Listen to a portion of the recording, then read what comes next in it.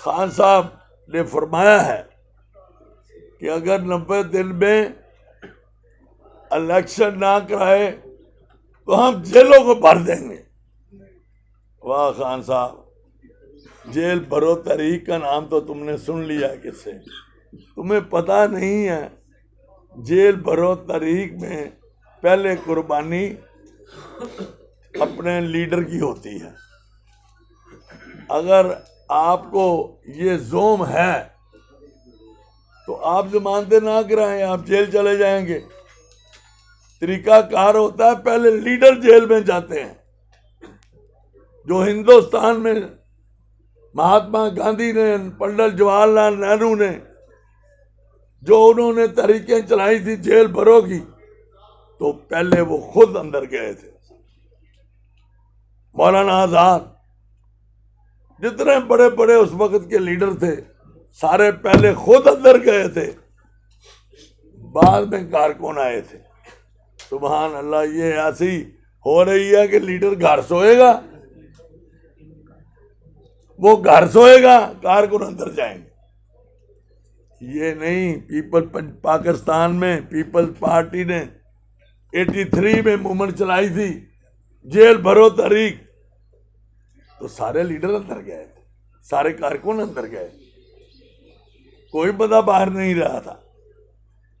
یہ ہے تحریک، جیل بھرو. اب یہ جیل بھرو نہیں ہے کہ چیئرمین صاحب گھر پر آرام کریں گے، کارکن جیل میں جائیں گے. یہ خان صاحب کو بلیکھا ہے صرف غریب کارکن تو چلے جائے گا، جو درمیانے درجے کا بھی لیڈر ہوگا وہ جیل میں نہیں جائے گا. کوئی بندہ جیل میں نہیں جائے گا. ایک جیل دوں گے. اب وہ شیخ رشید صاحب جو کہا کرتے تھے کہ یہ میرا سسرال ہے اور یہ ہے اور وہ ہے، میں اس کو جانتا ہوں. میرے ساتھ یہ اسٹوڈنٹ لیڈر رہا ہے. یہ جتنی بڑھ کے مارتا ہے یہ صرف گیٹ نمبر 4 کی وجہ سے مارتا ہے، ورنہ اس کی جو اوقات تھی گارڈن کالج میں اس کو پتا ہے. اور ہم جانتے ہیں جو یہ چیمپئن بنتا ہے نا، وہ شیخ رشید یہ نہیں ہے. وہ پنڈی والوں سے پوچھو. وہ شیخ رشید ایڈوکیٹ ہے، پیپلز پارٹی کا ہے. وہ وکالت کرتا ہے پنڈی میں، جس نے پولی ٹیکنیک کی جو ہماری موومنٹ چلی تھی اس میں وہ پیش تھا. یہ نہیں تھا. اس کو تو شیخا کہتے تھے. کچھ اور بہتری ہیں ہم نہیں کر سکتے، ورنہ ہم اسٹوڈنٹ لیڈر رہے ہیں، ہمیں پتہ ہے. سب بندوں کو ہم جانتے ہیں. وہ بڑے دعوے کرتا ہے. جس طرح سے وہ اس کو جو یونین کونسل کا الیکشن جیتا تھا، وہ ہمارا ایک مرحوم دوست تھا شیخان شریف لاہور سے ملک، وہ وہاں پر تھا اور اس نے اس کو جتوایا تھا. تو یہ گیٹ نمبر 4 سے یہ آیا تھا. بات یہ ہے کہ خان صاحب کوئی بات کرو اس ملک کو کہ یہ صحیح طریقے سے چلے، اور سیاست کرو،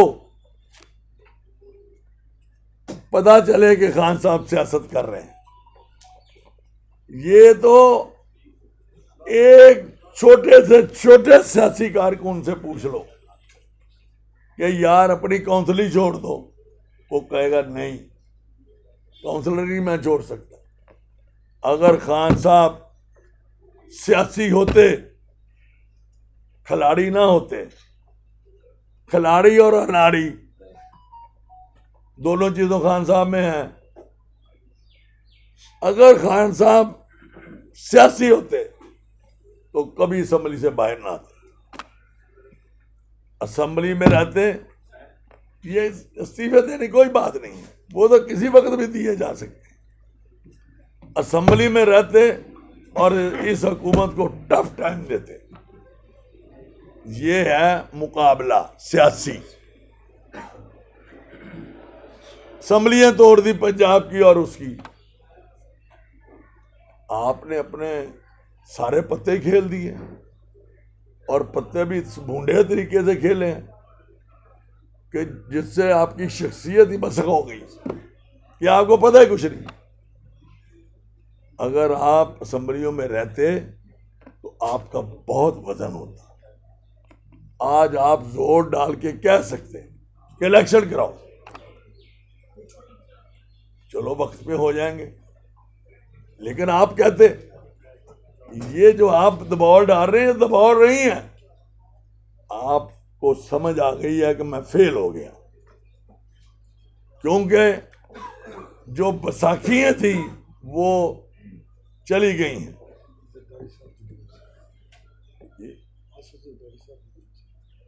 وہ چلی گئی ہیں کیونکہ سیاسی لوگ جو ہوتے ہیں ان کی سوچ سیاسی ہوتی ہے، وہ دیکھتے ہیں کہ اس نے جو پکڑا ہوا ہے، جس پہ یہ کھڑا ہے، کس طرح سے ہم اس کو گرائیں کہ بغیر بساکھی کے ہو جائے۔ یہ ہوتی ہے لیڈرشپ۔ وہ لیڈرشپ آصف علی زرداری ہیں جنہوں نے نون لیگ کو کہا، نون لیگ نے کہا ہمیں پیپل پارٹی کو استعفے دے دو، زرداری صاحب نے کہا استعفیٰ کوئی حل نہیں ہے، ہم اسمبلی میں بیٹھ کے اس کو شکست دیں گے۔ اور زرداری صاحب نے ثابت کر دیا،